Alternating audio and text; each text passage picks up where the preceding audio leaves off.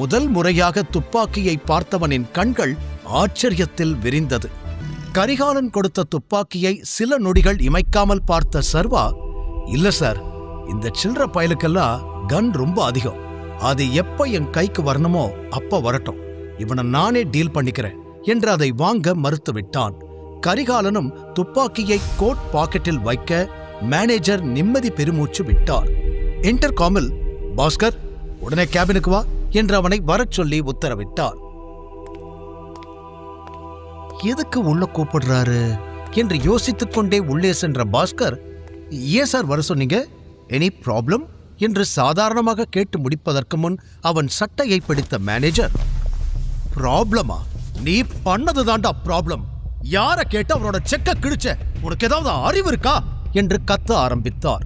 அதில் அரண்டு போன பாஸ்கர், ஐயோ சார், நீங்க தான் அவனை தப்பா புரிஞ்சுக்கிட்டு இருக்கீங்க. அவன் ஒரு சாதாரண டெலிவரி பாய். அவனை எனக்கு நல்லா தெரியும். என்கிட்டயே ஃபேக் செக் கொடுத்து ஏமாத்த பாக்குறான். அதான் கிழிச்சு போட்டேன் என்று கடகடவென சொல்லி முடித்தான். சர்வா கைகளை கட்டிக்கொண்டு அவனை பார்த்து சிரித்தான். பண்றதையெல்லாம் பண்ணிட்டு போய் வேற சொல்றியா? அந்த செக் யார் கொடுத்தான்னு தெரியுமா? இந்த ஊர்லயே மிகப்பெரிய பிசினஸ் மேன் விக்ரமன். அவர் கொடுத்து விட்ட செக்கதா இப்படி அறிவுகடத்தனமா கிழிச்சு போட்டிருக்க என்ற அதீத கோபத்தில் மேனேஜர் கத்த பாஸ்கருக்கு இதய துடிப்பே நின்று விட்டது. என்ன சொல்றீங்க சார் என்று நம்ப முடியாமல் கேட்டான் பாஸ்கர். நீ ரொம்ப ஈஸியா அவரோட செக்க கிழிச்சு போட்ட இல்ல? நீ இப்படி பண்ண விஷயம் மட்டும் அவருக்கு தெரிஞ்சது உன்னையும் நார் நாரா கிழிச்சு தொங்க விட்டுருவாரு என்று மேனேஜர் சொல்ல பயத்தில் எச்சில் விழுங்கினான் பாஸ்கர். சார், சாரி சார், நான் தெரியாம பண்ணிட்டேன். எப்படியாவது என்னை இதுல இருந்து காப்பாத்துங்க சார், எனக்கு பயமா இருக்கு என்று பாஸ்கர் மேனேஜரிடம் கெஞ்ச, ரொம்ப கஷ்டம். முதல்ல போய் நீ கிழிச்சு போட்ட செக்கை எடுத்துட்டு வா, அத டேப் போட்டு ஒட்டு என்று மேனேஜர் கூற, அது எப்படி சார் பாசிபிள் என தலையை சொரிந்தான் பாஸ்கர். முடியாதுன்னா உனக்கு இங்க வேலை இல்ல, இன்னைக்கே நான் உன்னை ஃபயர் பண்றேன், கிளம்பு என்று மேனேஜர் கூற, ஐயோ சார், நான் பண்றேன் சார், 1 minute என்று கூறி வேகமாக காமன் ஏரியாவுக்கு ஓடி வந்து கீழே கிடந்த கிழிந்த செக்கை பொறுக்கி அள்ளினான். சர்வா அமைதியாக நடப்பதையெல்லாம் பார்த்து கொண்டிருந்தான். பின் வேகமாக உள்ளே வந்த பாஸ்கர் தான் கிழித்து போட்ட அனைத்தையும் டேபிள் மீது வைத்தான். சின்ன சின்ன பீஸாக கிடந்த அதை எப்படி ஒட்டுவது என்றே அவனுக்கு புரியவில்லை. அதை ஒட்டுவதற்கு டேப்பை எடுத்துக்கொண்டு, கடவுளே, என் வேலையை நீதான் காப்பாற்றணும் என்று மனதிற்குள் வேண்டியபடி ஓரக்கண்ணில் சர்வாவையும் அவ்வப்போது பார்த்தபடி அந்த செக்கை ஒட்ட ஆரம்பித்தான். ஏய், உனக்கு 5 minutes தான் டைம், சீக்கிரம் ஒட்டி முடிக்கிற, இல்ல நானே உன்னை கழுத்தை புடிச்சு வெளியே தள்ளி இதுக்கப்புறம் வேற எந்த பேங்க்லயும் வேலை பார்க்க முடியாத மாதிரி பண்ணிடுவேன் என்று மேனேஜர் வேறு இன்னொரு பக்கம் கத்திக்கொண்டே இருந்தார். பாஸ்கருக்கு கை கால் எல்லாம் நடுங்கியது. இன்னொரு புறம் சர்வா அந்த மேனேஜரை கண்ணை மூடாமல் பார்த்து கொண்டிருந்தான். ஒரு பேங்கோட மேனேஜர் எனக்கு எப்படி பயப்படுறார்னா, அப்பாவோட சாம்ராஜ்யமும் அவரோட பவரும் எவ்வளோ பெருசா இருந்திருக்கணும். எனக்காக எவ்வளோ பெரிய விஷயத்தை என் அப்பா விட்டுட்டு போயிருக்காரு என்று நினைக்கும் பொழுது அவனுக்கு புல்லரித்தது. கூடவே பாஸ்கரின் முகத்தை பார்க்க இப்போது சர்வாவிற்கு பாவமாகத்தான் தோன்றியது. இருந்தாலும் இவனுக்கு இது தேவைதான். இன்னைக்கு இந்த தண்டனை இவனுக்கு கிடைக்கலனா இதுக்கப்புறம் வர ஏழைங்க எல்லார்கிட்டையும் இப்படிதான் பிஹேவ் பண்ணுவான் என்று தனக்குள் சொல்லிக் கொண்டவன் அமைதியாக நடப்பதை வேடிக்கை மட்டும் பார்த்தான். உயிரை கொடுத்து 10 நிமிஷத்தில் செக்கை ஒட்டி முடித்த பாஸ்கர் நீண்ட பெருமூச்சோடு அதை மேனேஜரிடம் கொடுக்க அவனை வெளியே கிளம்பும்படி செய்கை செய்தார் மேனேஜர். பாஸ்கர் சர்வாவை வெறுப்புடன் பார்த்துவிட்டு வெளியே சென்றதும் மேனேஜர் கதவை அடைத்துவிட்டு சர்வாவிடம், டைகர், சொல்லுங்க, நம்மளோட அடுத்த மூவ் என்ன என்று விசாரிக்க சர்வா பதில் சொல்லும் முன் கரிகாலன், இப்பதான் டைகர் திரும்பி வந்திருக்காரு. ஆனா சூர்யா திரும்பி வர வரைக்கும் நாம எந்த மூவியும் பண்ண போறது கிடையாது என்று சொன்னார். மேனேஜர் அதற்கு, ஆமா சார் சொல்றதும் சரிதான். டைகர், புலிகள் கூட்டத்துக்குள்ள ஒரு நரி நுழைஞ்சிருக்கு. அதுதான் நம்மளை பத்தின எல்லா இன்ஃபர்மேஷனையும் எதிரிக்கிட்ட கொடுத்துக்கிட்டு இருக்கு.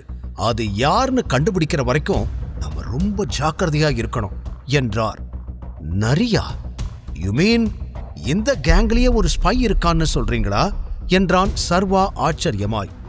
ஆமாம் டைகர், சூர்யா திரும்பி வந்ததும் இத பத்தின டீடைல்ஸ் உனக்கு சொல்லுவா. ஆனா அது வரைக்கும் நீ உன்னோட அடையாளத்தை வெளியே காட்டாம இருக்கிறது தான் நல்லது. அண்ட் உன் அப்பாவோட கொலைக்கு பின்னாடி இருக்கிற ஆளுக்கும் அந்த ஸ்பைக்கும் நிச்சயமா சம்பந்தம் இருக்கணும். அவன் மட்டும் என் கையில கட்டச்சான் என்று கரிகாலன் கோபத்தில் கையை இருக்க, சர்வாவோ அதான் எனக்கு யாருன்னு தெரியுமே, கூடவே இருந்து குழி பறிச்சது ராணா. இப்போ அவன் அப்பம் பண்ண தப்பையெல்லாம் மறைச்சிட்டு நாடகம் போட்டுட்டு இருக்கான் அவன் மகன் சூர்யா என்று நினைக்க நினைக்க கோபமாய் வந்தது அவனுக்கு. இவங்க எல்லாம் இன்னும் ராணாவை ரொம்ப நல்லவன்னு நம்பிக்கிட்டு இருக்காங்களே, அவன் துரோகின்னு இவங்களுக்கு தெரியப்படுத்தணும் என்று நினைத்து நிஜமாக வருத்தப்பட்டான் சர்வா. பின் அவர்களிடம், நான் இன்னும் இந்த குரூப்ல யார் யாரெல்லாம் மீட் பண்ணணும் என சர்வா கேட்க, மேனேஜர் அதற்கு, நம்மளோட க்ளோஸ் குரூப்ல சூர்யா, விக்ரமன் சார், கரிகாலன் சார், திவாகர், நான், பாரிவேந்தன், சக்கரவர்த்தி, அப்புறம் ஆலியா என்றார். ஆலியாவா?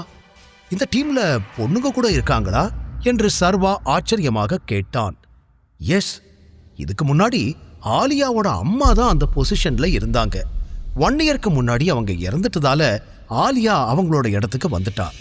அப்புறம் நீ நினைக்கிற மாதிரி அவ சாதாரண பொண்ணு கிடையாது, அவ ஒரு நெருப்பு சூறாவளி.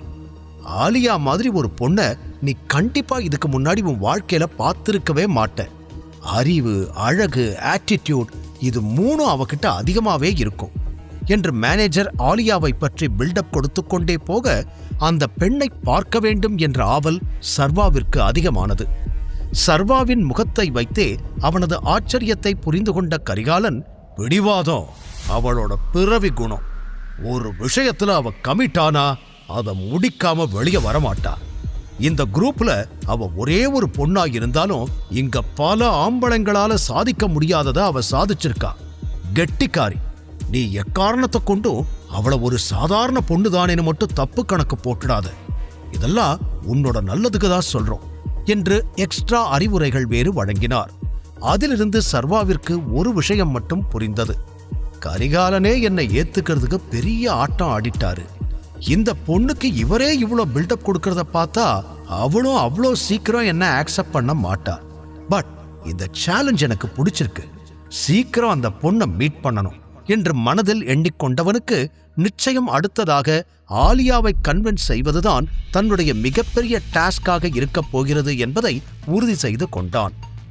அந்த எண்ணத்தை சரியாக புரிந்து கொண்டதைப் போல மேனேஜர் திவாகரும், சீக்கிரமே ஆலியாவை மீட் பண்றதுக்கான வாய்ப்பு உங்களுக்கு கிடைக்கும், ஆனா அவளை நீங்க எப்படி கன்வின்ஸ் பண்ண போறீங்கன்னு தான் எனக்கு தெரியல என்று இறுதியாக கூற, அருகில் சிரித்துக் கொண்டு நின்ற கரிகாலன், நீ ரொம்பலாம் யோசிக்காத திவாகர், அதெல்லாம் டைகர் பார்த்துப்பாரு.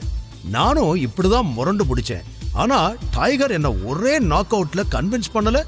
அதே மாதிரி டைகரோட உண்மையான பவரை பார்த்ததுக்கு அப்புறம் கண்டிப்பா அவளும் புரிஞ்சுக்குவா என்று கரிகாலன் கூற, மேனேஜர் அவரை ஆச்சரியமாக பார்த்தார். டைகர் கூட ரிங்ல சண்டை போட்டீங்களா சார் என்று கேட்க, அவருக்கு கரிகாலன் சர்வாவை எதிர்த்திருப்பார் என்று யோசிக்கும் பொழுதே பேரதிர்ச்சியாக இருந்தது. அதை கேட்டு சத்தமாய் சிரித்த கரிகாலன், ஆமா, ரொம்ப நல்ல சண்டை அது, வாழ்க்கையில என்னால் அதை மறக்கவே முடியாது என்றார். இறுதியாக திவாகர் சர்வாவிடம், உங்களுக்கு எவ்வளவு பணம் வேணும்னு சொல்லுங்க டைகர், நான் இப்பவே உங்களுக்கு அரேஞ்ச் பண்ணி கொடுக்கறேன் என்று கூற, சர்வா யோசித்து, இப்போதைக்கு 1 கோடி கேஷ் வேணும், மிச்சம் இருக்கிற 49 கோடியை என்னோட புது அக்கவுண்ட்ல டிரான்ஸ்ஃபர் பண்ணிடுங்க என்றான். கண்டிப்பா டைகர் என்று அப்பொழுதே வேலையை முடித்து தர, கரிகாலனும் அவனும் விடைபெற்று வெளியே நடந்து வந்தார்கள். எனக்கு இந்த ஆலியாவை பத்தின டீடைல்ஸ் வேணும் என சர்வா டைரக்டாக கேட்க, அவனை மேலும் கீழும் பார்த்த கரிகாலன், ஏற்பாடு பண்றேன் டைகர், ஆனா எக்காரணத்தை கொண்டும் அவளை கோபப்படுத்துற மாதிரி எதுவும் பண்ணிடாத. அண்ட் வெரி இம்பார்ட்டன்ட், அவளை கிண்டல் பண்ணா அவளுக்கு சுத்தமா பிடிக்காது. யார் என்னன்னு பார்க்காம அந்த இடத்திலேயே போட்டு தள்ளிடுவா என்று சொல்ல, ஆலியாவின் கேரக்டர் மேலும் மேலும் இன்ட்ரெஸ்டாக மாறிக்கொண்டே போவதை பார்த்து, சீக்கிரமே அவளை மீட் பண்றேன் என்று சர்வா கூறினான். கரிகாலன் ஒப்புக்கொண்டு, அப்புறம் உனக்கு ஒரு கார் ரெடி பண்ணணும், நான் என்னோட மேனேஜர் கிட்ட இன்ஃபார்ம் பண்றேன், இப்பவே குளோபல் மோட்டார்ஸ்க்கு போ, அங்க உனக்கு ஒரு புது கார் வெயிட் பண்ணிக்கிட்டு இருக்கும், இப்போதைக்கு நான் பணத்தை செட்டில் பண்ணிடுறேன், ஆனா நீ பழையபடி பொசிஷனுக்கு வந்ததும் அதை எனக்கு டபுள் மடங்கா கொடுத்துடணும் என்று சொல்ல சர்வா சிரித்து விட்டான். பின் அவன் தனியாக கிளம்பி குளோபல் மோட்டார்ஸுக்கு வர அவசரத்தில் அவர் எந்த காரை புக் பண்ணி இருக்கிறார் என்று கேட்க மறந்து விட்டான். ஆனால் அவன் ஷோரூம் உள்ளே சென்றபொழுது மேனேஜர் அவனுக்காக வெயிட் பண்ணி கொண்டிருப்பது தெரிய சர்வாவிடம் வேகமாய் வந்தவர், மிஸ்டர் சர்வேஸ்வரன் என்று கேட்க, எஸ் ஆம் சர்வேஸ்வரன் என்று கூற அவன் தோற்றத்தைக் கண்டு ரிசப்ஷனில் இருந்த பெண்கள் அதிர்ச்சியாக பார்த்தார்கள். ஆனால் அவன் எப்படி இருப்பான் என்று கரிகாலன் ஏற்கனவே சொல்லிவிட்டதால் மேனேஜர் ஆச்சரியப்படவில்லை. என் கூட வாங்க சார் என்று பின்னால் இருந்த கராஜுக்கு அழைத்துச் செல்ல அங்கே பல எக்ஸ்பென்சிவான கார்கள் நின்று கொண்டிருந்தது. அதில் சற்று பழையதாகவும் நிறைய அடி வாங்கியபடியும் நின்ற ஒரு கார் அருகில் மேனேஜர் அழைத்து வர, முதல் பார்வையிலேயே அதுவும் எக்ஸ்பென்சிவான ஒரு கார் என்று சர்வா கண்டுகொண்டான். வேண்டுமென்றே அதை பழையது போல் மாற்றியமைக்க சொல்லியிருந்தார் கரிகாலன். அவருடைய திட்டத்தை பார்த்து சர்வா உள்ளுக்குள் மெச்சிக்கொண்டான். அவனுடைய டேஸ்டுக்கு அந்த கார் பக்காவாய் ஒத்துப்போக மேனேஜர் பவ்யமாய், சார் நீங்க காரை டெஸ்ட் டிரைவ் பண்ணி பார்க்கறதுனா பாருங்க, நான் பேப்பர்ஸை எடுத்துட்டு வந்துடுறேன் என்று சொல்லி செல்ல சர்வாவும் டிரைவர் சீட்டில் அமர்ந்து அந்த காரை ஸ்டார்ட் பண்ண, ஹாய் என்று விண்டோ பக்கம் இருந்து ஒரு குரல் வந்தது. சர்வா சட்டென்று திரும்பி பார்த்தான். அங்கு வேதிகாவின் பெஸ்ட் ஃப்ரெண்ட் ஷிவானி நின்றிருந்தாள். விக்ரமனின் பார்ட்டியில் அவளும் வேதிகாவும் மிகவும் நெருக்கமாக இருப்பதை சர்வா கவனித்திருந்தான். ஆனால் வேதிகா சர்வாவை அவளுக்கு அறிமுகம் செய்து வைக்கவே இல்லை.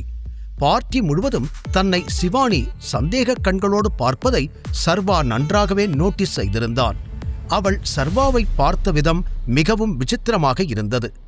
ஹேய், நீங்க வேதிகாவோட ஃபியான்சே சர்வா தானே? நீங்க இந்த காரை வாங்க போறீங்களா என்று ஏதோ சகஜமாக பழகியவள் போல சாதாரணமாக கேட்டாள். சர்வாவுக்கு அது ஆச்சரியமாக இருக்க, உங்களுக்கு என்ன தெரியுமா என்று கேட்டான். என்ன சார், ஒண்ணுமே தெரியாத மாதிரி கேக்குறீங்க என்று சிரித்த ஷிவானி தன் ஸ்வீட்டான வாய்ஸில், நான் வேதிகாவோட பெஸ்ட் ஃப்ரெண்ட், உங்களை பத்தி எனக்கு தெரியாம இருக்குமா? முதல்ல நான் கேட்ட கேள்விக்கு பதில் சொல்லுங்க. நீங்க கார் வாங்க வந்திருக்கீங்களா? என்னால நம்பவே முடியலையே. வேதிகா நீங்க ரொம்ப புவர்னு சொன்னா, ஆனா நீங்க எப்படி இங்க என்று அடுத்தடுத்து அவள் கேள்விகள் கேட்டுக்கொண்டே போக, ஆஹா, இவகிட்ட வாயை கொடுத்து என் வாழ்க்கைய புண்ணாக்கிக்க கூடாது என்று எண்ணிய சர்வா, ஆமாங்க, நான் புவர் தான். இது என்னோட கார் இல்ல, என் பாஸோடது. அவர் புக் பண்ணதை எடுத்துட்டு போகத்தான் நான் வந்திருக்கேன் என்று கூறினான். நிஜமாவா சொல்றீங்க என்று ஷிவானி நம்பாமல் கேட்க, என்ன பார்த்தா பொய் சொல்ற மாதிரி இருக்கா? முழு கதையையும் கேட்டு மகிழ பாக்கெட் FM ஆப்பை டவுன்லோட் செய்யுங்கள். லிங்க் டிஸ்கிரிப்ஷனில் கொடுக்கப்பட்டுள்ளது.